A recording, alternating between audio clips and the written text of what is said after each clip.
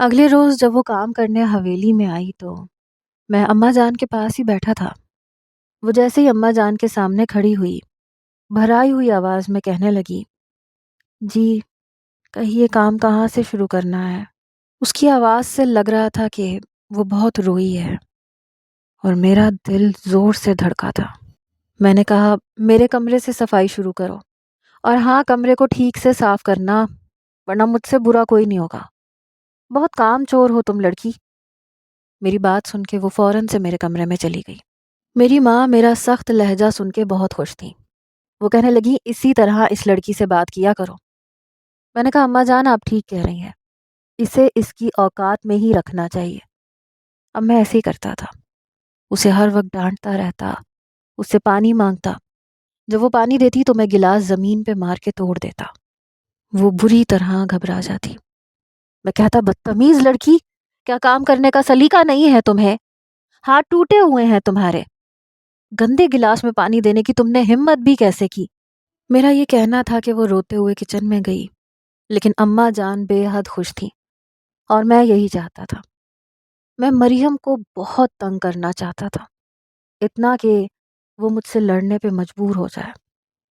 ایک بار وہ کچن میں برتن دھو رہی تھی جب میں موقع دیکھ کے کچن میں آ گیا۔ اس وقت وہ کچن میں اکیلی تھی۔ میں بالکل اس کے پیچھے جا کے کھڑا ہو گیا اور اسے ویسے ہی ڈرایا جیسے پہلے ڈرایا تھا۔ میں نے کہا، کیا کر رہی ہو یہاں؟ وہ اب بھی بری طرح چونکی، پھر مجھے پلٹ کے دیکھا لیکن ابھی بھی گھونگھٹ میں تھی۔ وہ کہنے لگی، آپ یہاں کیوں آئے ہیں؟ میں نے کہا، دیکھنے آیا ہوں تم کام ٹھیک سے کر رہی ہو کہ نہیں۔ وہ کہنے لگی، آپ پلیز یہاں سے جائیں، میری زندگی کو مزید مشکل نہ بنائیں۔ میں نے کہا، زندگی مشکل لگ رہی ہے تمہیں؟ میری بات پہ اس نے جواب نہیں دیا۔ میں نے کہا، تم چاہو تو آسان کر دیتا ہوں۔ میری بات سن کے کہنے لگی، کیا رہائی مل سکتی ہے مجھے اس قید سے؟ میں نے کہا، ہاں، بس مجھ سے نکاح کے 2 بول بول لو۔ میری بات سن کے اس نے اپنا رخ بدلا اور دوبارہ سے برتن دھونے لگی۔ کہنے لگی، یہاں سے جائیں۔ میں نے کہا، پہلے میری بات کا جواب دو سیدھی طرح سے۔ تم سیدھی طرح نکاح کر لو گی یا ٹیڑھا راستہ اختیار کروں؟ میری بات سن کے کہنے لگی، آپ بس میری جان چھوڑ دیں۔ برتن وہ دھو چکی تھی، اب میرے سامنے اپنے گیلے ہاتھ جوڑے التجا کر رہی تھی۔ میں نے کہا، 2 دن ہیں تمہارے پاس مریم، مجھے فیصلہ سنا دو۔ وہ کہنے لگی، مجھے آپ سے شادی نہیں کرنی۔ یہ کہہ کے وہ کچن سے باہر چلی گئی۔ میں سوچ چکا تھا کہ شرافت سے نہیں تو پھر زبردستی سے ہی، لیکن مجھے اس لڑکی کو اپنانا تھا۔ میں اس کے ساتھ زیادتی برداشت نہیں کر سکتا تھا۔ ایک بار میں نے اسے پھر سے باغیچے میں بارش میں بھیگتے ہوئے دیکھا۔ میں اس کے پاس چلا گیا۔ مجھے اپنے سامنے دیکھ کے وہ چلا اٹھی۔ کہنے لگی، کیا چاہتے ہیں آپ؟ کیوں میری زندگی مجھ پہ تنگ کر رہے ہیں؟ یہ راتیں میری ہیں، میں ان راتوں میں جیتی ہوں۔ خدا کے لیے مجھ سے میری یہ آخری خوشی مت چھینیں، جائیں یہاں سے۔ میں نے کہا، میرا دل مجھے لوٹا دو مریم، میں چلا جاؤں گا۔ میں بھی بارش میں بھیگ رہا تھا۔ وہ کہنے لگی، نہیں ہوں میں مریم، میں ماہرہ ہوں۔ میں نے کہا، جو بھی ہو میرے لیے مریم ہو، میں تمہیں چھوڑ نہیں سکتا۔ وہ رونے لگی، کہنے لگی، خدا کے لیے مجھے یہاں سے باہر نکال دو، مجھے نہیں رہنا اس حویلی میں۔ میں نے کہا، میری بات مان لو۔ وہ کہنے لگی، نہیں کرنی آپ سے شادی، مجھے آپ سے محبت نہیں ہے۔ وہ روئے جا رہی تھی تو میں نے سختی سے اس کا بازو پکڑا۔ میں نے کہا، تو وہ سب کیا تھا مریم؟ خط پہ کیا لکھا تھا تم نے؟ میرے سخت لہجے پہ وہ تل ملائی تھی۔ کہنے لگی، جھوٹ لکھا تھا سب کچھ۔ میرا بازو چھوڑے ورنہ میں شور مچا دوں گی، پھر آپ اپنی اماں جان کو سنبھال نہیں پائیں گے۔ میں نے کہا، مچاؤ شور، جتنا چیخنا ہے چیخو، چلاؤ، لیکن آج تمہیں مجھ سے کوئی نہیں بچا سکتا۔ یہ کہتے ہوئے میں اسے اپنے ساتھ زبردستی کھینچتے ہوئے حویلی کے اندر لے جانے لگا۔ وہ مجھ سے اپنا آپ چھڑوا رہی تھی۔ کہنے لگی، خدا کے لیے احمر مجھے چھوڑو، کیا کر رہے ہو تم؟ میں اسے حویلی کے اندر لے آیا۔ وہ کافی خوفزدہ تھی۔ میں نے اسے حویلی کے لاؤنج میں لاتے ہی اماں جان چلانا شروع کر دیا۔ میری پکار پہ اس کی رنگت اڑی تھی۔ کہنے لگی، احمر یہ کیا کر رہے ہو؟ میرے حال پہ رحم کھاؤ۔ لیکن میں اماں جان کو پکار رہا تھا۔ کچھ ہی دیر میں حویلی کے کمروں کے دروازے کھلے۔ اماں جان کے ساتھ خیام بھائی اور بھابھی بھی کمرے سے باہر آئیں۔ مجھے مریم کا بازو پکڑے دیکھ کر میری ماں کے ماتھے پہ بل پڑے۔ میں نے مریم کو اماں جان کے پیروں میں لا کے پھینکا۔ میں نے کہا اماں جان، یہ لڑکی حویلی سے بھاگنے کی کوشش کر رہی تھی۔ اگر میں اتفاق سے کھڑکی سے باہر نہ دیکھتا تو یہ اب تک بھاگ چکی ہوتی۔ یہ سن کر مریم حیران پریشان ہوئی، نفی میں سر ہلانے لگی۔ وہ کہنے لگی اماں جان میں نہیں بھاگ رہی تھی، یہ جھوٹ بول رہا ہے۔ لیکن میری ماں نے جھک کے مریم کو اس کے بازوؤں سے پکڑا۔ یہ دیکھ کے میرا دل یکبارگی سے دھڑکا تھا۔ اماں جان کہنے لگی جھوٹی، کمی کمین ذات کی، میرے بیٹے کو جھوٹا کہتی ہے، میں تجھے آج چھوڑوں گی نہیں۔ اماں جان نے اسے منہ پہ بہت زور کا تھپڑ مارا تھا کہ وہ دور جا کے گری، بالکل میرے پیروں کے پاس۔ میں کیسے ضبط کیے ہوئے تھا یہ میں جانتا تھا۔ اس کے ہونٹ کے قریب سے خون بہنے لگا۔ اماں جان کہنے لگی رضیہ کو جگاؤ، اسے کہو گرم کوئلے لائے، میں اس لڑکی کے پاؤں جلا دوں گی، اسے زنجیریں پہنا کے تہخانے میں بند کر دوں گی۔ یہ سن کے میری بھی جان نکلی تھی۔ میں نے کہا اماں جان یہ حل نہیں ہے، یہ پھر سے بھاگنے کی کوشش کرے گی، اس کے پاؤں میں ایسی زنجیر پہنائے کہ یہ بھاگ نہ سکے۔ اس کا تعلق شہر کی پولیس سے ہے، یہ ان سے رابطے میں ہے، اگر وہ پولیس یہاں پہنچ گئی تو اسے آزاد کروا دے گی۔ اماں جان کہنے لگی یہ تم کیا کہہ رہے ہو احمر؟ اماں جان کچھ گھبرائی تھی۔ میں نے ایک نوکیا کا موبائل جیب سے نکالا، کہنے لگا یہ اس لڑکی کے پاس تھا، یہ پولیس سے رابطے میں تھی۔ میں نے ایک نمبر ملایا تو ایک مردانہ آواز سنائی دی۔ فون اسپیکر پر تھا۔ وہ کہہ رہا تھا ہاں بولو مریم، تم ٹھیک تو ہو؟ میں اپنے اہلکار لے کے صبح ہی حویلی پہنچ جاؤں گا اور دیکھنا کیسے سب کو گرفتار کروں گا، کیونکہ جلال مر چکا ہے اور تم آزاد ہو، وہ لوگ تمہیں اس حویلی میں اب نہیں رکھ سکتے۔ یہ سن کر میں نے موبائل فون بند کر دیا۔ اماں جان اور خیام کا غصے سے برا حال تھا۔ مریم بڑی حیرت سے مجھے دیکھ رہی تھی۔ میں نے کہا اماں جان اگر صبح وہ انسپیکٹر آ گیا تو بہت برا ہوگا، وہ پوری حویلی کی تلاشی لے گا اور اسے ڈھونڈ لے گا، پھر آپ اسے حویلی میں روک نہیں پائیں گی اور سزا الگ ملے گی۔ میری ماں نے تو اس کے پیروں میں ایسی بیڑیاں پہنائے کہ یہ کہیں جا نہ سکے اور وہ بیڑیاں کسی کو نظر بھی نہ آ سکے۔ اماں جان کہنے لگی وہ کیسے؟ میں نے کہا آپ اس لڑکی سے میرا نکاح کر دیں ابھی اور اسی وقت۔ یہ سن کے میری ماں غصے سے دھاڑی تھی، کہنے لگی نہیں، اس لڑکی کی نحوست میں تم پہ نہیں پڑنے دوں گی۔ میں نے کہا اماں جان ہمارے پاس بچنے کا فی الحال یہی راستہ ہے، ورنہ پولیس ہمارے ساتھ ساتھ آپ کو بھی گرفتار کر لے گی۔ میری والدہ ڈر چکی تھیں۔ مریم کہنے لگی میں یہ شادی نہیں کروں گی چاہے آپ لوگ مجھے جان سے مار دیں۔ میں نے کہا جان سے ہی مار دوں گا، سمجھی، اگر تم نے ذرا بھی زبان چلائی تو۔ غصے کے مارے میرا بس نہیں چل رہا تھا کہ کیا نہ کر گزروں۔ بڑی مشکل سے میں نے اماں جان کو قائل کر ہی لیا۔ میری ماں کہنے لگی خیام جلدی سے مسجد کے امام صاحب کو بلاؤ، کچھ ہی دیر میں فجر ہونے والی ہے۔ خیام نے ملازم سے کہہ کے مسجد کے امام صاحب کو بلوا لیا۔ وہ نکاح خواں بھی تھے۔ مریم وہیں دوپٹہ پہنے صوفے پہ بیٹھی تھی اور سسکیوں سے رو رہی تھی۔ وہ آج بھی گھونگھٹ میں تھی اور ایجاب و قبول کر رہی تھی۔ نکاح ہوتے ہی میں نے سکون کا سانس لیا۔ اماں جان نے مریم کو اپنے کمرے میں جانے کے لیے کہا، پھر مجھ سے کہنے لگی یہ نکاح بس نکاح تک ہی رہے گا احمر، اس سے زیادہ کچھ نہیں، تم اس لڑکی کے قریب نہیں جاؤ گے۔ میں نے کوئی جواب نہیں دیا۔ میں نے کہا آپ بس اب اس لڑکی پر ہاتھ نہیں اٹھائیں گی اماں جان، صبح انسپیکٹر آئے گا، اس لڑکی کے چہرے پہ تھپڑ کا نشان اور زخم دیکھ کے 100 سوال کرے گا۔ اماں جان کچھ سوچ میں پڑ گئی، پھر کہنے لگی ٹھیک ہے۔ میں اپنے کمرے میں آ گیا، پھر اپنے انسپیکٹر دوست کو کال کی۔ میں نے کہا بہت شکریہ عمران۔ وہ کہنے لگا ارے شکریہ کیسا، اور بھی کوئی کام ہو تو بتاؤ۔ میں نے کہا بس کل وقت پہ پہنچ جانا۔ وہ ہنسنے لگا، کہنے لگا ٹھیک ہے۔ اگلے روز وہ پولیس موبائل میں حویلی پہنچ گیا۔ مریم اس وقت ایک خوبصورت میکسی میں ملبوس تھی۔ میرے کہنے پہ اماں نے اسے اچھے کپڑے پہنائے تھے۔ عمران نے بھی کمال اداکاری کی تھی۔ مریم سے پوچھ رہا تھا کہ تمہارا نکاح تمہاری مرضی سے ہوا ہے یا زور زبردستی سے، لیکن وہ چپ تھی۔ مجھے غصے سے دیکھ رہی تھی۔ میں نے اس کے پاس جا کے اس کا ہاتھ تھام لیا۔ میں نے کہا مریم، انسپکٹر صاحب کچھ پوچھ رہے ہیں، بتاؤ انہیں کہ تم نے یہ نکاح دل کی آمادگی پہ کیا ہے۔ میرے لہجے میں محبت کوٹ کوٹ کے بھری ہوئی تھی۔ وہ کچھ نہیں بولی۔ عمران کہنے لگا مریم آپ ڈریے مت۔ وہ اماں جان کو دیکھ کے کہنے لگی جی یہ سب میری مرضی سے ہوا ہے۔ عمران کہنے لگا میں وقتاً فوقتاً آتا رہوں گا اور پوچھتا رہوں گا کہ تم خوش ہو کہ نہیں۔ یہ کہہ کے وہ جا چکا تھا۔ میں نے مریم کا ہاتھ چھوڑ دیا۔ اماں جان کہنے لگی احمر میں تمہاری شادی جلد از جلد کر دینا چاہتی ہوں۔ تم صرف اس لڑکی کو اپنا نام ہی دو گے اور کچھ نہیں۔ میں نے کہا جیسے آپ کی مرضی۔ اماں جان کو میں مطمئن کر چکا تھا، لیکن دل کو کہاں چین تھا۔ مریم اپنے کوارٹر میں چلی گئی تھی۔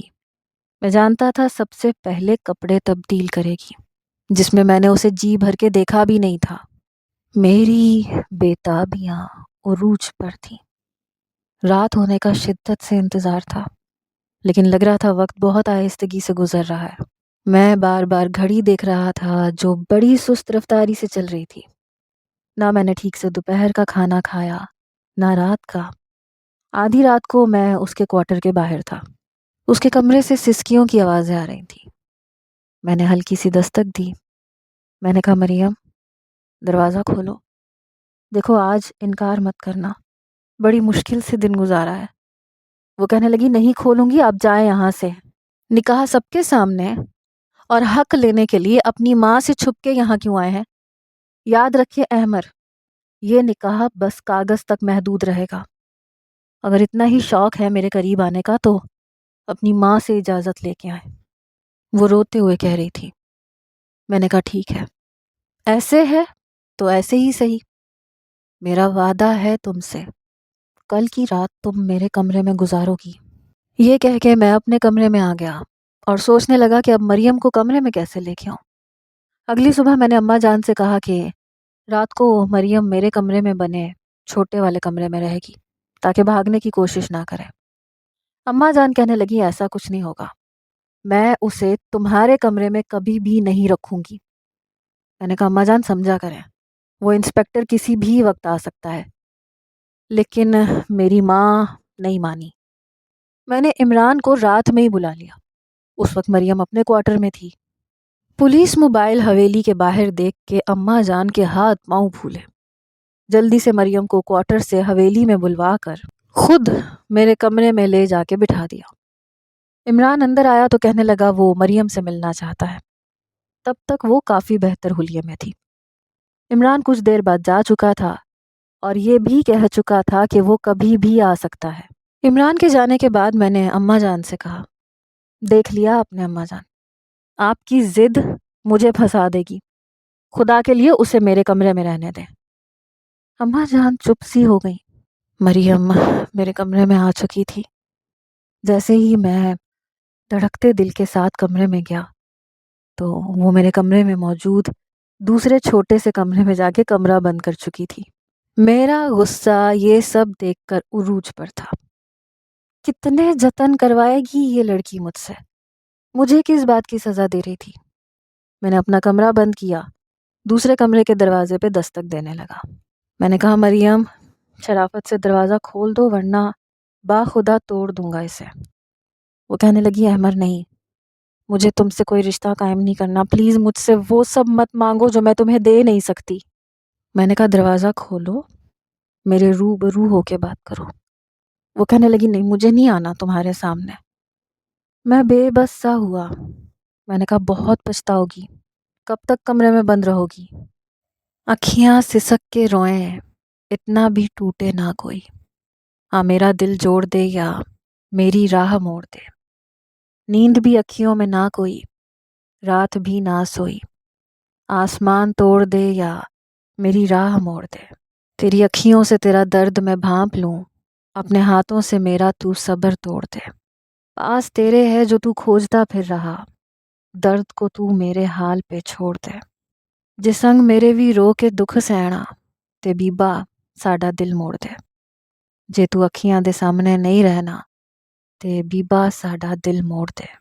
دل ساڈا نہیں ہو مٹی دا کھلونا، تے بیبا ساڈا دل موڑ دے۔ میری آنکھوں سے آنسو بہہ رہے تھے، لیکن وہ سنگ دل بنی رہی، دروازہ نہیں کھولا۔ میں اس کا ہر دکھ اپنے اندر سمونا چاہتا تھا، لیکن وہ بہت ضدی تھی، اپنے زخم اپنے تک ہی رکھنا چاہتی تھی۔ لیکن کب تک؟ صبح تک میں جاگتا رہا۔ صبح اس نے دھیرے سے کنڈی کھولی۔ میں باہر ہی کھڑا تھا، اسے لگا شاید سو چکا ہوں۔ جیسے ہی اس نے دروازہ کھولا میں سامنے ہی کھڑا تھا۔ اس سے پہلے کہ وہ دوبارہ سے دروازہ بند کرتی، میں نے دروازے کو دھکا دے کے کھولا۔ وہ بہت گھبرائی ہوئی تھی، اپنے دوپٹے سے اپنا چہرہ چھپا لیا، لیکن میں اس کے قریب آ گیا۔ میں نے زور سے دوپٹہ پکڑ کے کھینچ کے ایک طرف پھینکا۔ میں نے کہا، کیا چھپا رہی ہو مجھ سے؟ میرے نکاح میں ہوتے ہوئے تم مجھ سے کچھ بھی چھپا نہیں سکتی۔ تمہارا چہرہ دیکھنے کے لیے کتنے سال میں نے انتظار کیا ہے، تمہیں احساس بھی ہے اس بات کا؟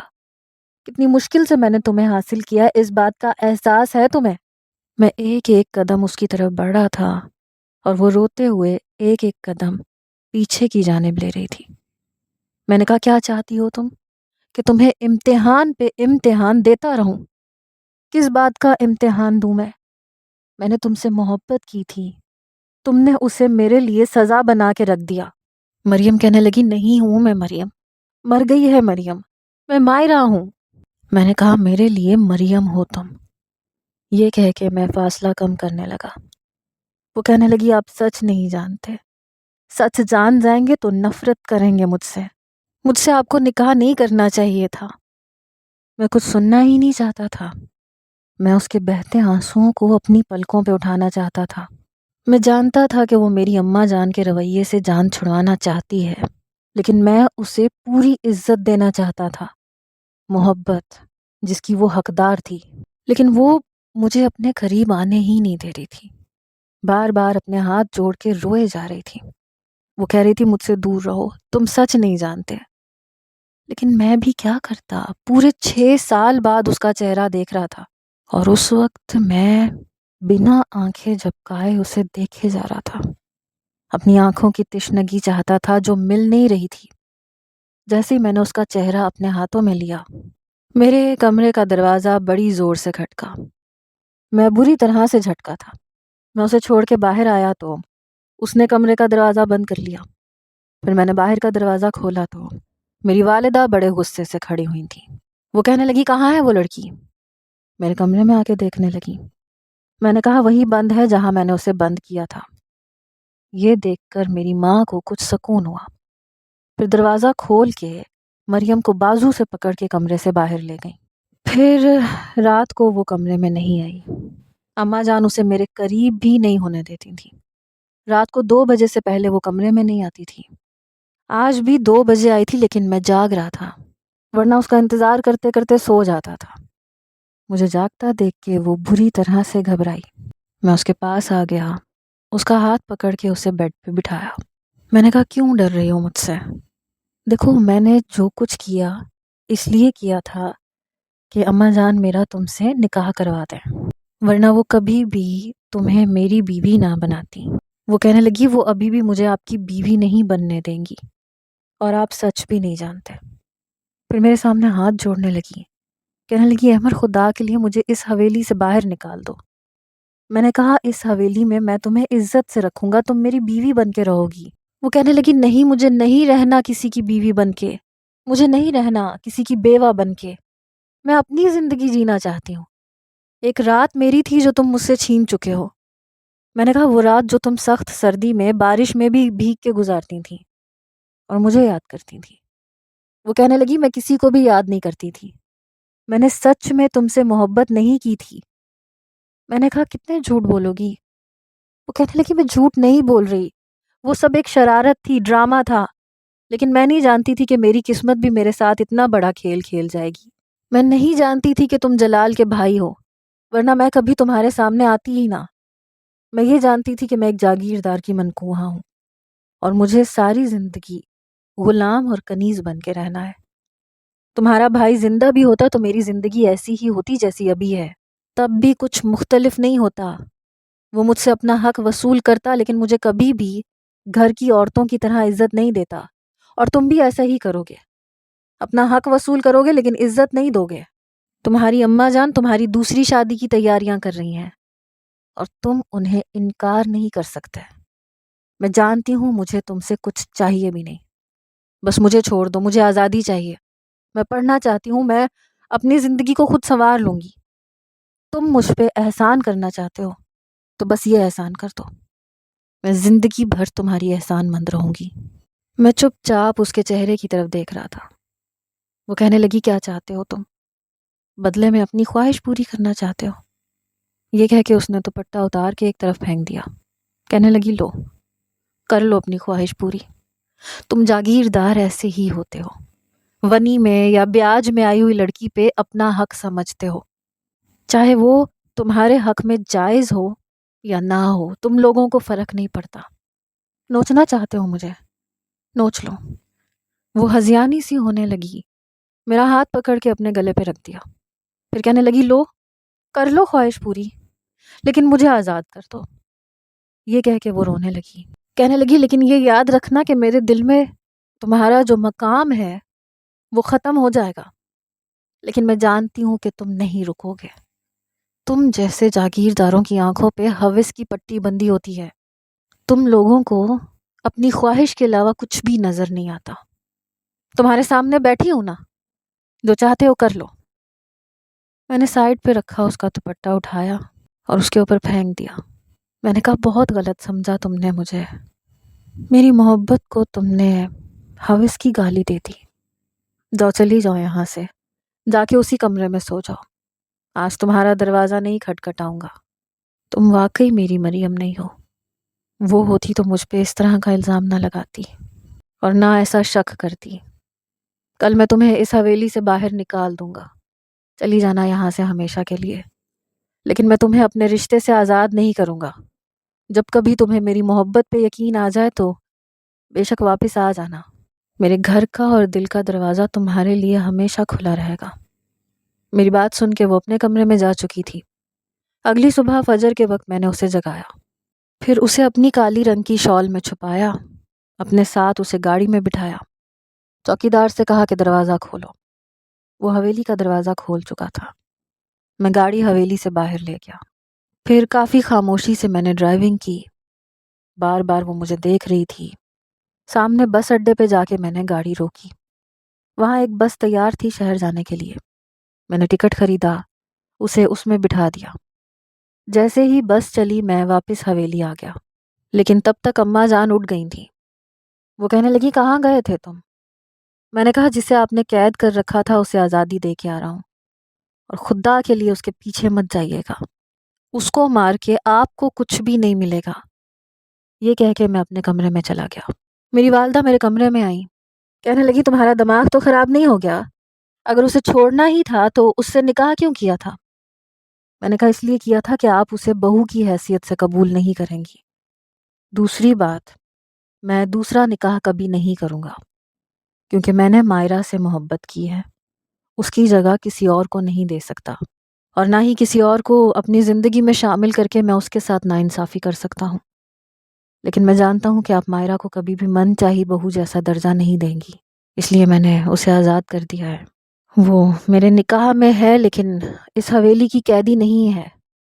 اماں جان کہنے لگیں وہ اسی گھر میں سسک سسک کے مرے گی۔ میں نے کہا نہیں، وہ اپنی مرضی سے زندگی جیے گی۔ کتنے پیسے دینے تھے اس کے باپ نے آپ کو؟ مجھے بتائیں، میں دے دیتا ہوں۔ میری اماں جان کہنے لگیں بات پیسوں کی نہیں ہے، اس کی وجہ سے میرا بیٹا مر گیا۔ میں نے کہا اس کی وجہ سے نہیں، آپ کی خاندانی دشمنی کی وجہ سے، اور اگر جلال بھائی زندہ بھی ہوتے تب بھی آپ مائرہ کو بہو کا درجہ نہیں دیتی، اسے غلام اور کنیز ہی بنا کے رکھتی۔ خیام کہنے لگا یہ پاگل ہو گیا اماں جان، اس لڑکی کو واپس میں لے کے آؤں گا اور وہ یہاں پر جلال کی بیوہ بن کے رہے گی، اسے کہیں یہ اسے طلاق دے دے۔ میں نے کہا اگر کسی نے بھی اس کا پیچھا کیا تو یاد رکھیے گا مجھ سے برا کوئی نہیں ہوگا۔ اماں جان نے مجھے غصے سے دیکھا تھا، وہ کہنے لگی تم اس لڑکی کی طرفداری کر رہے ہو؟ میں نے کہا ہاں کر رہا ہوں، وہ میری بیوی ہے، کسی کی بیوہ نہیں ہے۔ خیام غصے سے باہر نکل گیا۔ میں اپنے کمرے میں چلا گیا، لیکن میں جانتا تھا کہ خیام اپنی کمینگی پہ اتر آئے گا، پتہ نہیں کیسے، لیکن وہ مائرہ کو واپس حویلی میں لے آیا تھا۔ چیخنے کی آواز پہ میری آنکھ کھلی، مجھے لگا جیسے اس نے مجھے پکارا ہے، کہا ہے کہ احمر مجھے بچاؤ۔ میری آنکھ کھلی اور پھر اس کی آواز بند ہو گئی۔ میں فوراً سے اٹھا، حویلی کی بیرونی طرف آیا تو دیکھا کہ وہاں بہت سے گارڈز اور چوکیدار کھڑے تھے۔ ڈرائیور بھی کھڑا تھا، جیسے ابھی گاڑی سے کسی کو اتارا ہو۔ میں نے کہا کون آیا ہے؟ تو سب لوگ چپ تھے۔ پھر مجھے چیخنے کی آواز حویلی کی پچھلی جانب سے آئی تو میں بھاگتا ہوا پیچھے پہنچا۔ جب سسکیوں کی آواز مجھے مائرہ کے کوارٹر سے آئی، میں اس کے کوارٹر کے قریب گیا تو وہ رو رہی تھی۔ وہ کہہ رہی تھی تم انسان نہیں جلاد ہو۔ خیام کہنے لگا ہاں ہوں میں جلاد، تم نے سوچ بھی کیسے لیا کہ تم اس حویلی سے باہر چلی جاؤ گی؟ جیسے پہلے اس حویلی میں تم میری حوث کا سامان بن رہی تھیں، ایسے ہی بنو گی ہمیشہ۔ تمہیں میں تہخانے میں بند کر دوں گا اور احمر کبھی بھی تم تک پہنچ نہیں پائے گا۔ یہ سن کر میری رگوں میں خون ابلنے کی حد تک گردش کر رہا تھا۔ میں نے دروازہ پیٹ کے رکھ دیا۔ جیسے ہی خیام نے دروازہ کھولا تو میں نے اسے مارنا شروع کر دیا۔ ایک تماشا سا لگ گیا، اماں جان بھی پچھلی جانب آ گئیں۔ چوکیدار اور گارڈز نے مجھے خیام سے دور کیا۔ اماں جان کہنے لگی یہ تم کیا کر رہے ہو؟ ایک لڑکی کی خاطر اپنے بھائی پہ ہاتھ اٹھا رہے ہو؟ میں نے کہا اسے تو میں جان سے مار دوں گا، اس نے مائرہ کی عزت پہ ہاتھ ڈالا تو ڈالا کیسے؟ میں چلا کے بولا تھا۔ مائرہ روئے جا رہی تھی، اپنا پھٹا ہوا لباس میری ہی شال سے چھپانے کی کوشش کر رہی تھی۔ میں نے اماں جان سے کہا یہ حفاظت کی ہے آپ نے، آپ کا بیٹا اپنے ہی بھائی کی بیوہ کے ساتھ ظلم اور زیادتی کرتا رہا اور آپ آنکھیں بند کر کے بیٹھی رہیں۔ وہ کہنے لگا میں نے کوئی انوکھا کام نہیں کیا، ونی اور بیاج میں آئی ہوئی لڑکیوں کے ساتھ ہر مرد یہی کام کرتا ہے۔ میں نے کہا یہ میری بیوی ہے، کسی کی بیوہ نہیں ہے، میں تمہارا منہ توڑ کے رکھ دوں گا۔ میرے غصے کو دیکھ کے اماں جان نے خیام کو وہاں سے بھیج دیا۔ میں نے کہا آج کے بعد اگر کسی نے میری بیوی پہ بری نظر بھی ڈالی تو میں اسے چھوڑوں گا نہیں۔ میں نے سب کے سامنے مریم کا ہاتھ پکڑا اور اسے اپنے کمرے میں لے گیا۔ وہ روئے جا رہی تھی، کہنے لگی میں پہلے ہی کہہ چکی تھی میں آپ کے قابل نہیں ہوں، آپ کا بھائی میرے ساتھ کئی بار زیادتی کر چکا ہے، میں پاک دامن نہیں ہوں۔ وہ روئے جا رہی تھی، لیکن میں نے اسے اپنے ساتھ لگا لیا۔ میں نے کہا تم کیا تھیں کیا نہیں تھیں مجھے اس سے کوئی غرض نہیں ہے، لیکن اب تم میری بیوی ہو، میری محبت ہو۔ تمہارے ساتھ جو کچھ ہوا میں اس پہ بہت شرمندہ ہوں، لیکن تمہیں میں یہاں رہنے نہیں دوں گا۔ میں لندن کا ویزا لگوا چکا تھا، 3-4 دن میں ہی میں مریم کو اپنے ساتھ لے گیا، اسے اپنی محبت سے روشناس بھی کروایا۔ جہاں وہ پاؤں رکھتی تھی میں وہاں اپنے ہاتھ بچھا دیتا تھا۔ وہ بار بار شرمندہ ہوتی تھی، کہتی تھی احمر پلیز مجھے اتنی محبت مت کیا کرے۔ میں نے کہا میرا بس چلے تو تمہارا ہر زخم اپنے اندر سمو لوں، تمہیں شاید اندازہ نہیں ہے میں تم سے کتنی محبت کرتا ہوں۔ میری ایسی باتیں سن کے وہ میرے ساتھ لگ جاتی اور میں اسے اپنے اندر سمیٹ لیتا تھا۔ وہ رونے لگتی تھی تو پلکوں سے اس کے آنسو اٹھانے لگتا تھا۔ 1 سال لگا تھا لیکن اب وہ بالکل نارمل ہو چکی تھی، لیکن میری محبت میں کوئی بھی فرق نہیں آیا تھا۔ میں اب بھی اسے دیوانوں کی طرح چاہتا تھا۔ اللہ نے ہمیں ایک بیٹے سے نوازا تھا۔ اماں جان بہت بیمار تھی، بار بار مجھے فون کر کے کہتی تھیں کہ مجھ سے آ کے مل جاؤ، مجھے مائرہ سے بھی معافی مانگنی ہے، میں نے اس کے ساتھ بہت برا سلوک کیا ہے۔ لیکن میں نے انکار کر دیا۔ میں نے کہا جب تک خیام وہاں ہے میں مائرہ کو لے کے نہیں آؤں گا۔ ایک بار اماں جان کا فون آیا تو بہت رو رہی تھی، کہنے لگی خیام کو کینسر ہو گیا ہے، وہ بہت روتا ہے، معافیاں مانگتا ہے، مائرہ کو کہو کہ اسے معاف کر دے۔ میں اپنے بچے کو اپنے سامنے مرتا ہوا نہیں دیکھ سکتی۔ یہ سن کر مجھے بھی دکھ ہوا تھا کیونکہ وہ میرا بھائی تھا، لیکن جو کچھ اس نے مائرہ کے ساتھ کیا تھا وہ بھی غلط تھا۔ میں مائرہ سے نظر چرا رہا تھا کیونکہ وہ بھی بات سن چکی تھی، لیکن اس نے نفرت سے رخ بدل لیا۔ میں جانتا تھا وہ کس کیفیت سے گزر رہی ہے۔ میں اسے لندن میں ہی چھوڑ کر گاؤں آیا، واپس پاکستان اپنے بھائی کا علاج بھی کروایا۔ وہ رو رہا تھا، مجھ سے معافیاں مانگ رہا تھا کہہ رہا تھا کہ ایک بار ماہرہ سے کہو کہ مجھے معاف کر دے، لیکن میں نے کہا کہ یہ میرے اختیار میں نہیں ہے، میں اسے کچھ کہہ نہیں سکتا، آپ کا علاج کروا سکتا ہوں، کیونکہ عورت ایسی اذیت کو کبھی بھی معاف نہیں کر سکتی۔ میں تو یہی سوچتا ہوں، لیکن آپ کا اس بارے میں کیا خیال ہے؟ کیا مائرہ کو معاف کر دینا چاہیے؟